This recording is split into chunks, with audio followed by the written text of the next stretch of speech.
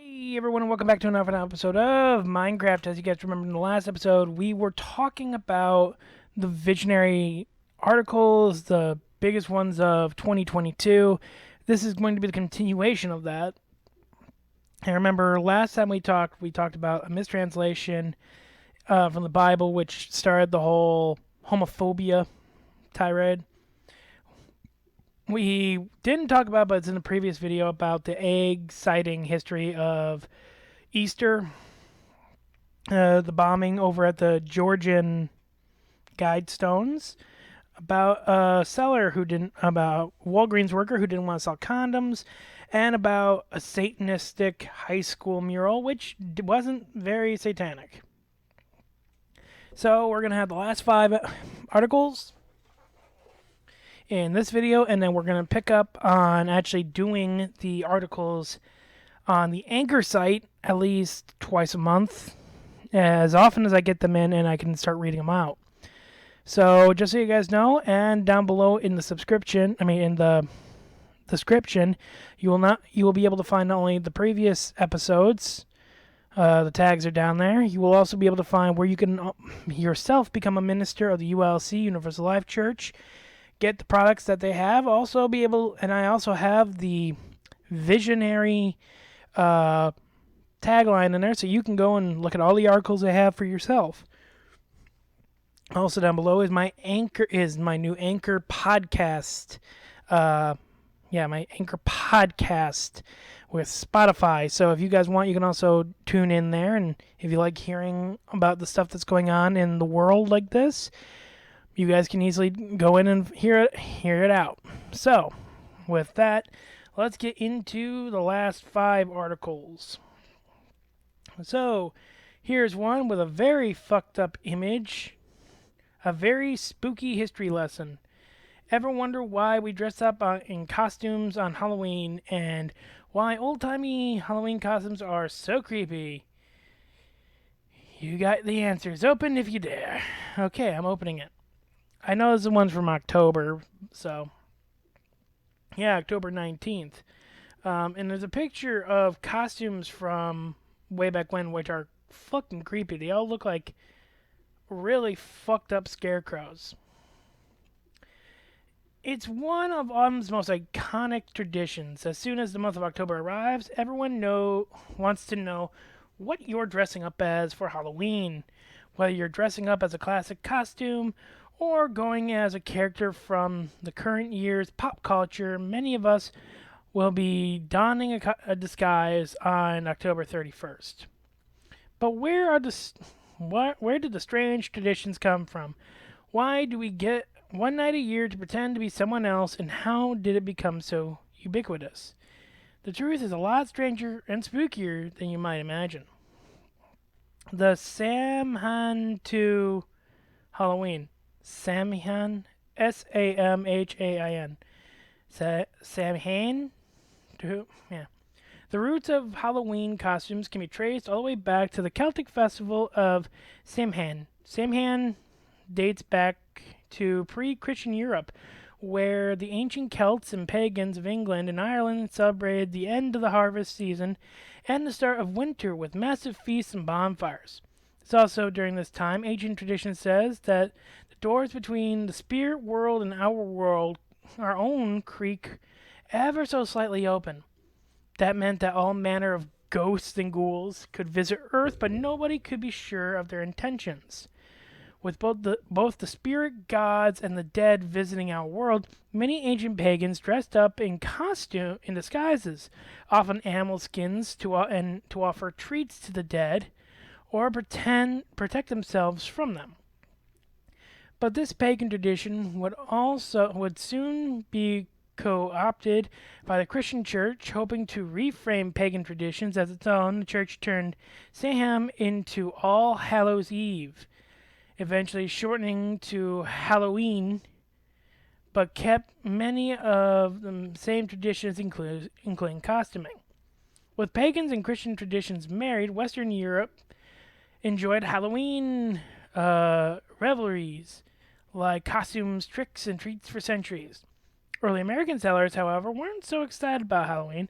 They refused to celebrate what they viewed as a heathen Catholic holiday. In fact, it wasn't until the wave of Irish and Scottish, my peoples, immigrants showed up in the 19th century that Halloween truly took off in the United States. The evolution of costumes. This is where things got weird. There's no other way to say it. The 19th and 20th century Halloween costumes were creepy. Really, really creepy. Because many families celebrating Halloween were extremely poor, budget-friendly customs were necessarily of the large majority of revelers. That meant simple masks crafted out of paper cutouts or paper mache or fabric or whatever fabrics were on hand were used for costumes. At this point, costumes largely leaned into the spooky, gothic elements of Halloween. So that meant lots of little demons, ghosts, witches, and even clowns were running around every October 31st. They were absolutely positively horrifying. And seeing these pictures, I can agree. Like, just look up 19th century Halloween costumes.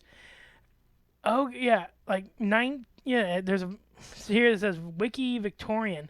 Some really spooky Halloween costumes photographed between 1900 and 1920s. Give it a look. Jesus, living Christ. It looked like Leatherface, but with cloth.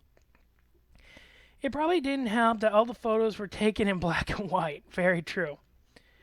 The creep of commercialization. In the 30s, characters from pop culture slowly entered the Halloween costume rotation. While Disney realized that he could license out popular Disney characters as costumes, and in 1937, the costuming company Ben Cooper Inc. partnered with Disney to create a Halloween costume catalog full of mass-produced costumes of Disney's most popular characters. The idea was a hit, and soon characters from pop culture were just as common as their creepy counterparts. Adults began to want in on the fun of Halloween, exploiting the popularity during the 20th century. And in the 1940s, the idea of a sexy costume was born. Believed to be invented by the pin-up models popular in the time, many women soon took to wearing revealing Halloween costumes, a trend which is most stuck around through the present. If you don't know what a pin-up girl was, back during the 1940s, during World War II, and even a little bit during World War I, girls were taking very revealing photos for the men who were in the war because they couldn't exactly be with them. And I've seen a couple. They were pretty good and pretty racy.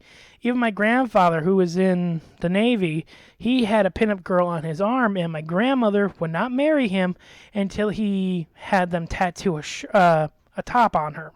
So, yeah. Over the preceding decades, Halloween has only become more popular and commercialized. Costumes became cheaper to produce, making them more ubiquitous, and what was once a niche holiday was transformed into one of the largest festivities in the country. However, not everyone thinks the holiday is such a great idea. In fact, its unlikely alliance is ramped up the pressure for and calling for Halloween to be canceled entirely. The outcome seems unlikely, but the holiday is bound to continue to evolve, as it always has. It's true the Halloween of today looks quite different from its origins, but there are still elements that shine through. Perhaps the most visible of these in the Halloween costume, a tradition that has always been there in one form or another.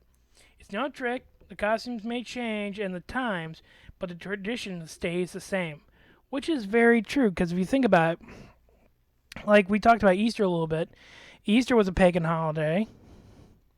And also, Valentine's Day was a pagan holiday. The Christians, when they started trying to bring more people in, they stole a lot of the pagan and Celtic, Gaelic, Celtic, and fucking pagan holidays, revamped them for their own. So then the people were like, "Oh yeah, well that's just like us. We'll join you," and that's how it got started. Very ingenious to make your religion bigger and bigger, and now Christianity is one of the largest forms of religion in the world, and there's not really any real pagans, not like they were before. And yeah, I mean, you have remnants, but no one really remembers a lot of the old teachings because they've been so diluted, because a lot of them switched over to Christianity. Article number 7, or for us 2, they do, he doesn't. A lawmaker raised some eyebrows by attending his son's same sex wedding literally days after voting against marriage equality. Is he a hypocrite? And I told you guys last episode that last month in December, Biden did sign into law that they are protected now for whatever they want to do for same sex marriages. So, excuse me. A politician has been called out for. Oh, and this was in August. Shit, this is way back.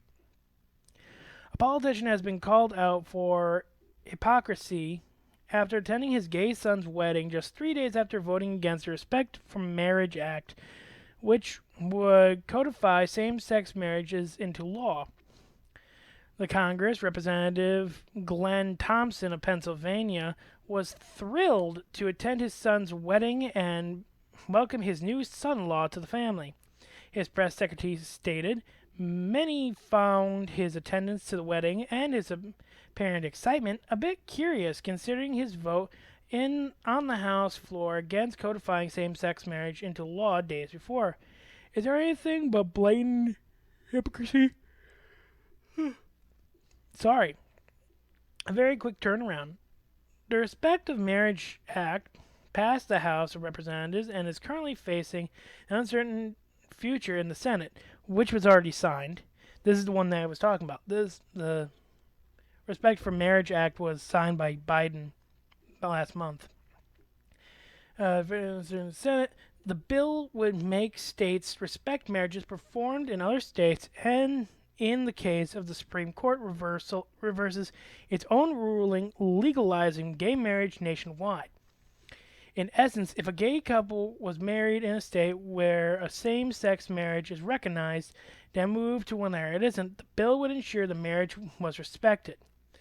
But Representative Thompson was not one of the yeah votes for that bill come to a vote.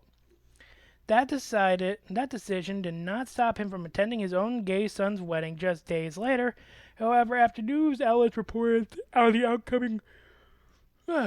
upcoming wedding, Rep. Thompson's press secretary confirmed his attendance, wherein that Congressman and Mrs. Thompson were thrilled to attend and celebrate their son's marriage on Friday night as he began this new chapter in his life. Representative Thomas even gave a speech at his son's wedding and toasted the grooms. This has been a really good experience to have a new son enter the family, he told the wedding attendees. So we're just blessed, and we just want to say thank you for everyone here as part of the celebration. Hippocratical oath. Based on the vote just 3 days prior, however, Representative Thompson doesn't appear to think his son's marriage should be legal, and back in 2015, he decried the Supreme Court ruling legalizing marriage nationwide, writing that the court is forcing Americans to redefine biblical marriage as defined by their faith. At least one wedding attendee agrees that it's hypocritical to publicly vote against protecting same-sex marriage, then privately support it when it comes to your own family. These political needs to be exposed for who they are, the anonymous wedding attendee told BuzzFeed News. So far, Representative Thomas and his team are not answering questions on the matter. What's your reaction? I say that is a bit hypocritical, just because in front of his son and his now son-in-law, he's like, yeah, gay marriage all the way. Welcome to the family. I'm so proud to have you part of my family. But then he goes and tries to make it not happen, where they can't get married where they can get married in, like, let's say California and move to say Alabama, where they don't recognize gay marriage. I really don't know if Alabama does or doesn't, but and then they don't recognize them as being married. I mean, come on. You can't be a politician and say, "Oh, I believe in this, I believe in this," but behind the curtain, "Oh no, I actually believe this, this, and this." My constituents don't really follow this. They don't really understand. I actually believe this. That's not how politics should work. You shouldn't spoon feed someone what they want to hear 1 minute and then turn around and do the opposite.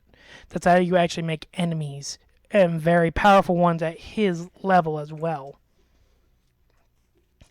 Okay, ugly, dark, twisted fantasy. This is what I've been wanting to read for a while. Musician and designer Kanye West and NBA All-Star Kyrie Irving both came under fire after making disturbing antisemitic comments. I'm wondering because a few people know Kanye has been going down.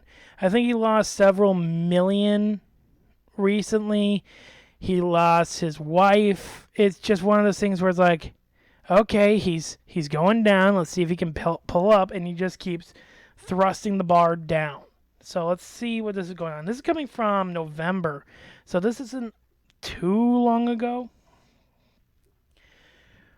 When a billionaire music mogul chooses to push the self-destruct button on the empire he spent 20 years building, it's impossible not to take notice and wonder why. Such is the story of Kanye West, who has been at the center of intense controversy over his public promotion for anti-Semitic views. He's against Jews, pretty much. And I say Jews because Jewish, yeah, it's a proper term, but at the same time, the friends I have, they just go, yeah, I'm a Jew. So, sorry if it offends, but that's what I was told by them that it's okay to say.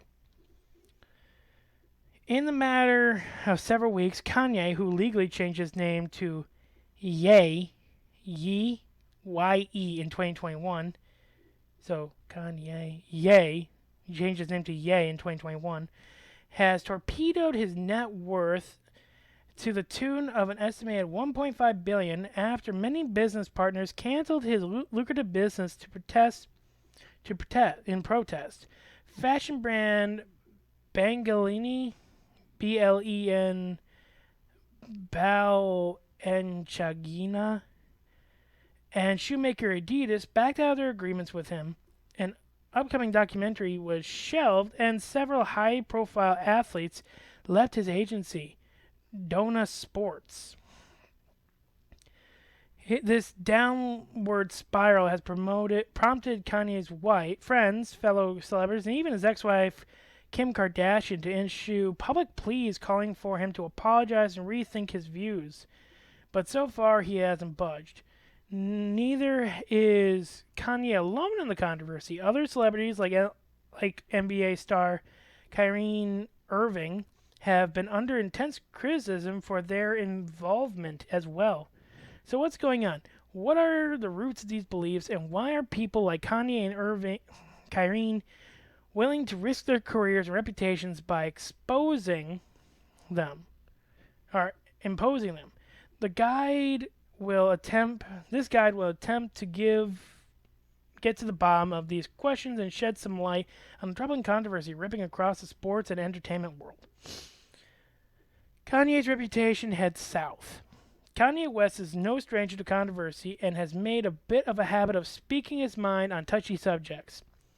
There was the infamous 2009 VMA Awards show where he grabbed the mic from Taylor Swift mid-acceptance speech and said she didn't deserve it.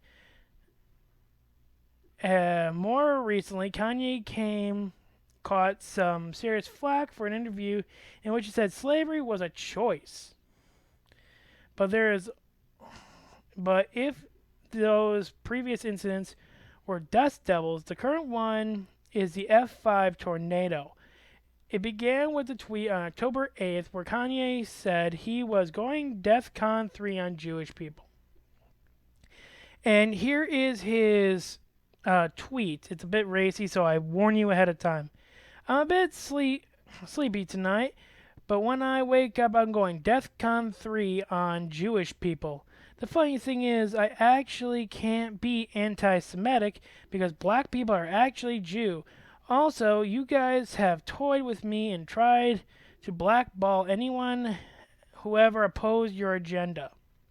So he's going full Nazi on that one.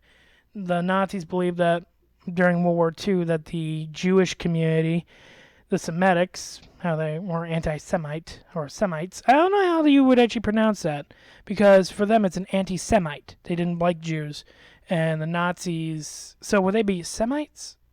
The Jewish people were believed to be behind everything. The propaganda that Hitler and the other Nazis pushed were that the Jews were pretty much just cold-hearted. They were just there to get what was theirs, steal your money, steal the things they wanted off of you, and pretty much leave you with nothing. They treated them like aliens, that they were mutants from a different planet. And that's how pretty much the vibe I'm getting off of Kanye West. It continues with the public reaction was swift and damning. His Twitter and Instagram accounts were restricted, and activists and fellow celebrities condemned the message. When Kanye refused to apologize, his music and fashion empire quickly came crashing down. He has even doubled down on the antisemitic remarks, blaming Jewish business people for his troubles. So he's just pretty much pushing it off. He's not going to take responsibility. It has since been reported that Kanye paid a settlement as part of a lawsuit involving numerous former employees who accused him of spreading anti-Semitic messages and praising Adolf Hitler as far back as 2018. Shit, dude's really leaning into it. Kyrie Irving joins the fray. Now here's where things get interesting, because these are not simply the mad rantings of a once revered icon. Joining Kanye in the most unappealing spotlight is the star NBA point guard Kyrie Irving, who in recent weeks has also come under the fire promoting similar anti-Semitic beliefs. This points to something deeper at play, an insidious web of conspiracies that have gained traction in certain circles. Irving used his Twitter account to promote I actually will not be saying the name of this article because it uses a word that I do not believe in, and also I've been told not to say because it is highly racist, and I apologize in advance. If you want to look it up, go on his Twitter. It is full of anti-Semitic tropes, the nature of which the content is disturbing, and ESPN writer Pablo Torre points out. I started watching the movie, Karine tweeted out, to prepare for today's episode of At Debatable. Or Debatable. Yeah, Debatable. And if you were wondering exactly how insanely anti-Semitic it is, you know that they show the quote from Adolf Hitler as such. The article reads as such: America has God's jewelry. America has the jewels of God. America has stolen God's precious jewels. What do you mean, his precious jewels? The soldier asked. America has stolen the Jews, the jewels of God, his jewelry, the blacks. They are the true Hebrews. What a foolish move and a direct challenge to God. And they plan to move these false white Jews to the state of Israel. The reason I'm bringing this up is because, again, a certain word was put into this article, and you guys can look on Mr. Irving's Twitter, if it's still there, to actually see it. I will not be saying a certain word. I'm making this correction now, which we technically did when we helped them take back and push Israel and Iran apart from fighting, which we're still trying to work on today. Because the white Jews know that the black people are the real children of Israel, and to keep America secret, the Jews will blackmail America. They will extort America and plan for the world domination won't work if the black people know who they are. And this is apparently what he has in this article, believed to be said by Adolf Hitler in a secret document before his death in an undisclosed location. This was posted Halloween 2022 at 10:59 a.m. Again, if you really want to see this and see that I'm not making this up, and again, I do not agree with anything that is being read, it's just what is in the article.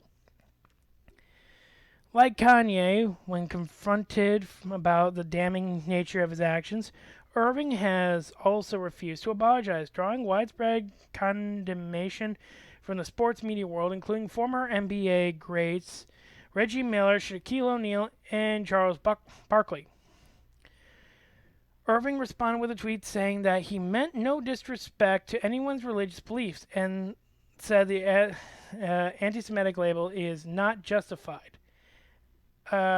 Here's his tweet right here. I am not an omnist and no disrespect to anyone's religious beliefs. The anti-Semitic label that is being pushed on me is not justified and does not reflect the reality or truth I live in every day.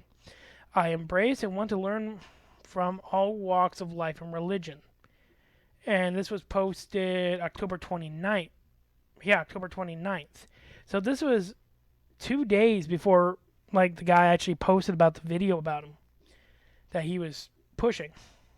Amid continuing pressure, Irving and Brooklyn Nets, his team, and the Anti-Defamation League also issued a joint statement announcing a $500,000 donation to charitable causes working to combat intolerance. And there's another one here. It's way too small for me to read. But this was posted November 2nd. So this was 2 days after what's his name again? Pablo Torre went on there. Notably, however, these statements have lacked a straightforward apology from Irving, a fact that was not lost on many critics, who continue to call for more forceful response.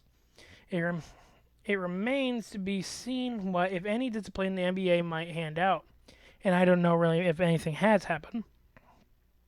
Searching for a motive. Regardless of the outcome, it is a shocking and head-scratching controversy following in the footsteps of the generator music talent. It would seem I can't pronounce that word. Generational. I don't even know. Basketball talent is also willing to risk throwing his career away by promoting anti-Semitism. This begs a few questions. What is the significance of these hateful messages? Where did they stem from? And why did the NBA star feel that it was important to share such ideas and his millions of followers?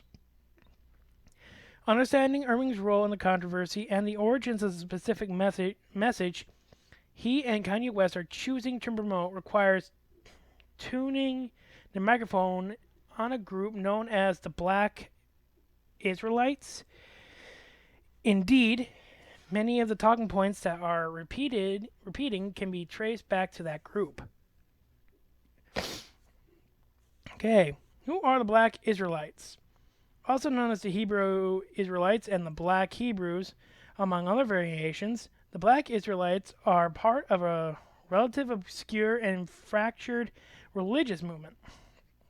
Although different groups in the chapter exist, each of their own specific ideologies, all are united by a common belief that African Americans and other minority groups are the true descendants of the ancient Israelis. As a result of the conviction, Black Israelis commonly view white Jewish people as imposters, and hate towards the Jewish people is reflected in the movement's rhetoric, literature, and promotional materials, often coupled with citations from the Bible that they say is evidence of the claims. They preach that black people have been robbed of their identities as God's chosen people, and view white Jews' economic successes in areas like business, media, and entertainment as unjust, unearned, and even stolen from the rightful Jews. The black Israelites have been labeled a hate group by the Southern Poverty Law Center and are known to use homophobic and racial slurs during public demonstrations in which they demand their heritage be recognized. As you might have guessed, a documentary from Kieran Irving promoted was produced by members of the Black Israelites and featured many of the group's notorious antisemitic claims. Although Kanye West hasn't quoted any of these materials directly, the rhetoric has been imposed is right in line with the Black Israelites' ideology, leading many to believe he has been similarly influenced. For some reason, I can't read today. Where do things go from here? It's certainly disturbing to see two cultural icons not just harbor but publicly promote hateful convictions and other about other ethnic groups, particularly ones as historically persecuted as the Jewish people. Kanye West and Kyrie Irving have spoken their minds on the subject, and so far they refuse to apologize. Now they're facing the consequences. Whether they decide to change their minds and the impact of their endorsing and anti-Semitic views is yet to be seen. What is your reaction? And there's an update. Came in on the 4th of November. The Brooklyn Nets suspended Kyrie Irving for a minimum of 5 games, citing his failure to properly apologize for the hurt he caused. Last night, Irving posted a longer apology for his Instagram claims, writing, "To all the Jewish families and communities that are hurt and affected from my post, I am deeply sorry to have caused you pain, and I apologize," Irving wrote. "I initially reacted out of the emotion of being unjustly labeled anti-Semitic, instead of focusing on the healing process of my Jewish brothers and sisters that were hurt from the hateful remarks made in the documentary." So, to dumb this down and to kind of condense it, because that was a long-ass article, longest one by far, and I hate to say this, sorry about all the words that were used. This is an article here, this does not reflect on me. I actually have Jewish descent in my blood, along with German, Polish, and a bunch of other places which have a bunch of history with Jewish and anti-Semitic views. That being said, personally, I don't really give a fuck. As long as they don't try to fuck with me, fuck with my family, I really don't give a shit. Be Jewish somewhere else. It's your religion, not mine. But it's a good question. Why would these two, after all this time, suddenly flip the script and suddenly go on a self-destruct rant? Like, I can understand Kanye. He's had everything handed to him. He worked hard for a lot of shit, but then it just kept coming easily for him. Then he was able to go and act like a dumbass because he had the money for it. I mean, there's a meme going out where he was on a show and he said Obama doesn't care about black people. And he said it with a straight-ass face, and he made everyone uncomfortable. Like it said in here, in 2009, at the VMA Awards, apparently he got up and said, "Hey, I know Taylor Swift won, but Beyonce should have won," which made him an asshole. And he just shrugged it off. It's like, dude, you just have money and you can sing. You're not exactly cream of the crop for humans. You're a good jester. That's about it. And then this NBA starts. I get where they're coming from. No one fully knows where people originally came from, how we have white people, black people, and then where all these religions started or who started them. All we do know is that these things were going around and passing around. So maybe the black Israelites are right. Maybe they were the original people and then they got screwed. But that doesn't make these people who are studying Judaism any more un-Jewish than them. It just means that the line of secession has been fractured and is now widespread, which is a good thing. So, yeah, I don't agree with all this, and I hope Kanye can actually get his head out of his ass, because no. Like, I get he's really broken that Kim Kardashian left him in his. Everything is now going upside down, left, right, and sideways, but he can't blame that on other people because he can't figure it out. So, with that, we go on to our fourth article: abortion, a religious right. A synagogue in Florida believes that bans on abortion violate the teachings of Judaism. Now they're taking the case to court. And it has two women who are dressed like the handmaidens from Handmaid's Tale, where it's a elephant inside of an ovary with a cross out, and one on the right or left. This episode of The Handmaid's Tale sucks. The other woman standing there with a big grin says, "No woman is free if they can't control their own bodies," which I agree with. I don't support abortion, but I believe that if it's the woman's choice, kind of like being gay and all that stuff, it doesn't affect me directly. Yes, does it make me sad? Absolutely. Does it make me think that's not right? Of course it does. But it's not my choice to make. I have no bearing on this woman's life. So, yeah. So here we go. Is abortion a religious right? Jewish congregation suing Florida to find out. A Jewish synagogue in Florida is challenging a restrictive new 15-week abortion ban in Florida, arguing that it violates their freedom of the religion. Florida's abortion ban, set to go into effect in July, will prevent abortions after 15 weeks with only a few exceptions, such as if the life of the mother is at risk. It does not include the provision of allowing abortion for pregnancies that result as in rape or incest. Now, Congression Leader Vedur is challenging the new law in Florida courts, arguing that a Jewish woman's process to the abortion is not only the important right, but one mandate by Jewish teachings. Do they have a case? God-given right. The lawsuit contends that Florida's law tramples religious freedom by violating Jewish faith beliefs. The argument reads in part, in Jewish law, abortion is necessary if required to protect the health, mental, or physical well-being of the woman, or for many other reasons not permitted by Florida abortion law. As such, the act prohibits Jewish women from practicing their faith free of government intrusion, and this violates their privacy rights and religious freedom. Jewish law does not consider life to begin at the conception or at 15 weeks, and most Jews do not believe that all rights of parenthood are conferred upon a fetus. Shit. This challenge on religious grounds is a move that many saw coming.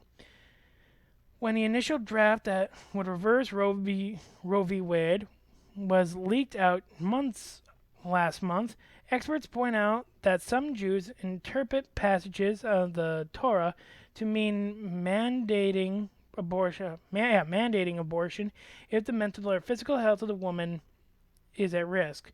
The most common passage cited in Exodus 21, 22, and 23, which details the injury of a pregnant woman and result of a miscarriage. The verse states that if a pregnant woman is injured, the penalty must be blood, and if the only harm committed in the miscarriage or is fine. Let me reread that because I'm having a little tough time here understanding this. Which details the injury of a pregnant woman that results in a miscarriage. The verse states that if the pregnant woman is injured, the penalty must be blood. But if the only harm committed is the miscarriage, then only the fine must be levied. According to the National Council of Jewish Women, the common rabbinical interpretation of the verse is that the men did not commit murder and the fetus is not a person. Okay. Christian supremacy. Because abortion bans are so closely tied with the Christian teachings that hold abortion immorally wrong. The lawsuit sets up an interesting showdown between Christians and Jewish beliefs. When it comes to religious freedom, which set of beliefs will win out? Pro-choice activists are arguing that reproductive abortion laws represent the unconstitutional imposition of Christian supremacy by favoring the biblical interpretation that life begins at conception. The law steamrolls and ignores other faiths and interpret things differently. And in the organizational lawsuit, it's hard not to seem more sinister at play. The synagogue lawsuit explains that Jewish people have often borne the brunt of the horrors that occur when the power of Christianity has merged with the power of the state. The result has been inquisitions, crusades, grottos, and pogroms for the Jews and the eventual loss of freedom for everyone. The architects of the act have taken the first step towards returning the state of Florida and our nation back to the time when the merger of Christianity and the government preceded genocide, slavery, miscongeny, and denial of equal rights in many cases. Any rights at all of those who did not share the gender, race, and religion of those in power. Those are some pretty major alarm bells that the plaintiff is ringing, but political leaders in Florida see things differently. They say they're confident the law will withstand the legal challenges. What is your take? And sorry, I was misreading that all over the goddamn place. I see it like this. If it's part of your religion, that's one thing. This is law. A law should not be controlling what someone does with their body, who they marry, or the religion you study. Just because and the Jewish man was right, the leader of the synagogue. He's actually right. When we had people who were Catholic, I think even people constantly say Hitler was Catholic. I mean, Jewish, but really he was Catholic. And he got into power, and look what happened. People in the United States, we were white men during the 1800s when we had the natives here still, and because they didn't follow our religion, we're not the same gender as us, or even the same color as us, we pretty much stole their land, killed them in thousands, killed their food, and look at the damage we caused to the United States because of that. I mean, I agree with the synagogue leader. This is against their law. I mean, they should have something where it's like, unless it goes against, they should have like a bylaw, like, unless it goes against your religion and you can prove how it's going against your religion. Then they take it to a religious person in this field and say, yes, this is okay with us, or no, it's not okay with us. Do it something like that, because we can't only have Christians and Lutherans and Pescatarians in, say, places of power where they think, oh no, what I think is right, what you think is wrong, which is not how religion should work, especially at a governmental level. And last but not least, our last story. 10 is Putin the Antichrist. The Russian invasion of Ukraine sparked outrage around the world, and some even speculate that Vladimir Putin is the Antichrist. Is this possible?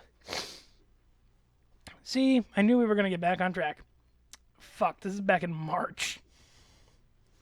March 3rd, 2022. Is Putin the Antichrist or compelled by God? Faith leaders react to the Ukraine invasion.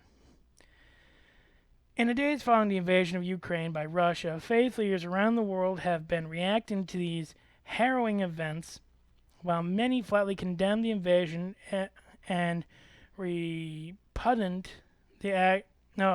much frown upon the actions of Russian President Vladimir Putin. Some faith leaders have put forth their own unique theories about the attack. And at least one prompted religious figure insisted that Ukraine's invasion is guided by God's holy hand. Let's dive in. The response in Ukraine. Within Ukraine, reactions are largely what you'd expect. I can't pronounce this. One of Ukraine, head of the Orthodox Church in Kiev, have harsh words for the man invading the nation. linking him to Hitler and calling him the Antichrist. The spirit of the Antichrist operates in the leader of Russia, the signs of which the scriptures reveal to us: pride, the devotion to evil, ruthlessness, false religion religiously. He said in a statement that was Hitler during World War II. This is the Putin has become today. That line is thought seemed to be common in the Orthodox Church of Ukraine. Days prior, another archbishop and spokesperson for the church, Yevsky Zura, told BBC that Putin is the Antichrist of our time. Everything that he does now is totally against gospel, against God's law. Americans evangelical reacts. In the United States, most faith leaders join in the international chorus condemning Russia's aggression.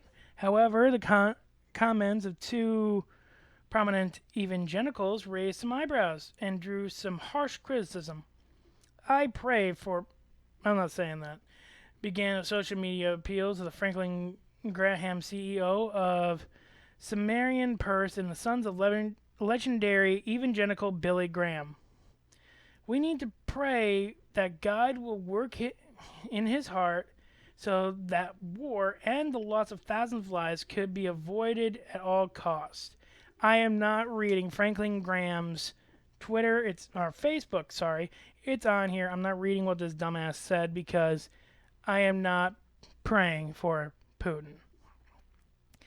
Despite calling for peace, Graham's comments sparked outrage as many people wondered why he would ask for prayers for Putin and not the Ukrainian people or President Biden. Franklin Graham, and these are swear by U.S. singers.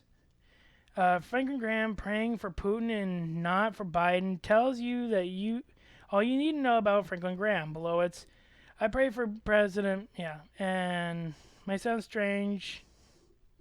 Oh no, it's just a retweet. Murphy's Law says, excuse me?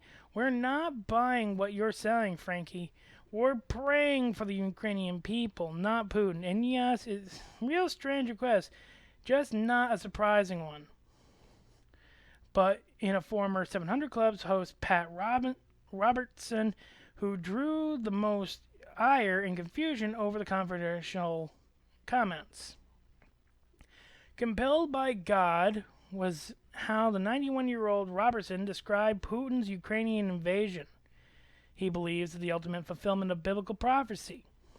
Not prophecy. I think you can say, well, Putin's out of his mind. Yes, maybe so.